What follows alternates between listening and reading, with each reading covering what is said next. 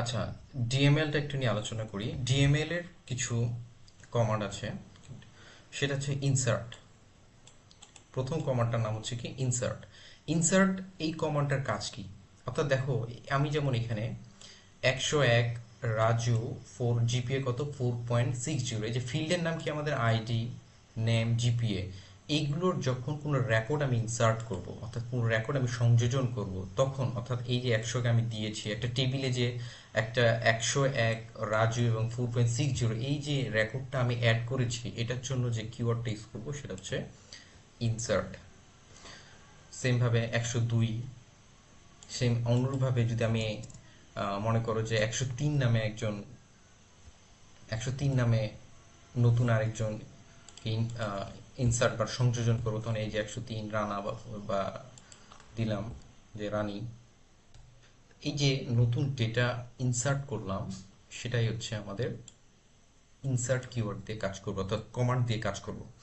2 নম্বর হচ্ছে যে select. Select মানে কি, আমি দেখতে চাচ্ছি এরকম তো টেবিলে দুইজনের না, এরকম তো হাজার হাজার মানুষের বা স্টুডেন্টের ইনফরমেশন থাকে। তো আমি স্পেসিফিক ভাবে চাচ্ছি যে কারো রেকর্ড দেখতে, অর্থাৎ সেখানে আমি চাচ্ছি যে যেসব দেখতে চাচ্ছি রেকর্ড, খেয়াল করে চাচ্ছি যে যারা A+ পাইছে বা যারা 4.50 উপরে পেয়েছে, অথবা যাদের বাসা মিরসরাইতে, তাদের ইনফরমেশনগুলো আমি দেখতে চাচ্ছি। এই যে দেখতে চাওয়া, প্রদর্শন, এইসব কিওয়ার্ড, মানে এইসব দেখার জন্য যে কমান্ডটা ইউজ করব সেটা হচ্ছে আমাদের সিলেক্ট।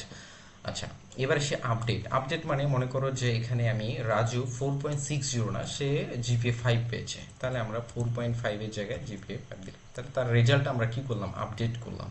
তাহলে এবার একটু খেয়াল করো যে আপডেটের কাজটা আশা করি বুঝতে পারছো।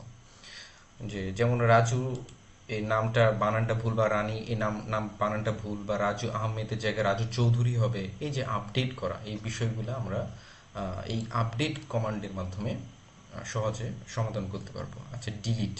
আচ্ছা, ডিলিট হচ্ছে যে আমি কোনো একটা রেকর্ডকে, এই ডিলিটের কাজ হচ্ছে, খেয়াল করো, আমি একটা কোনো রেকর্ডকে ডিলিট করতে চাচ্ছি, যেমন 101 এই রেকর্ডটাকে আমি ডিলিট করতে চাচ্ছি, তাহলে আমরা ডিলিট কমান্ড ব্যবহার করব।